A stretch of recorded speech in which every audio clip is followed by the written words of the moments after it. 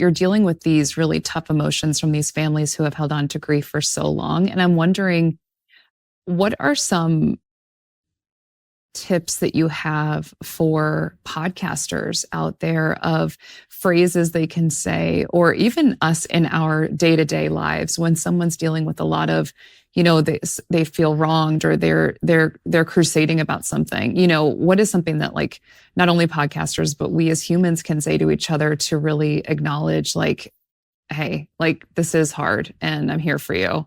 Yeah, that's a good question. And I think part of it, just my own personal experience, I couldn't have done this podcast as a 22-year-old, maybe even as a 30-year-old. I'm in my mid 50s, so I've been around. I've lived through periods of grief and trauma of my own.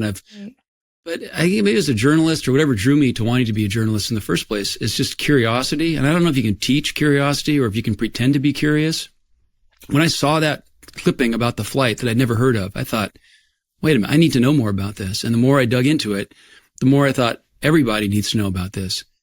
And it was a couple years into the process of talking to Greg and finding other family members that we figured out this notion of, like, wait, these people aren't missing in action. These people are just totally forgotten.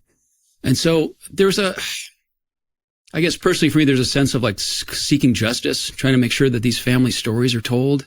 And I guess in personal interactions, really listening. I mean, it sounds corny and cliche, but, like, really listening and then asking questions that are related to what someone has said, like, not just having a list of questions.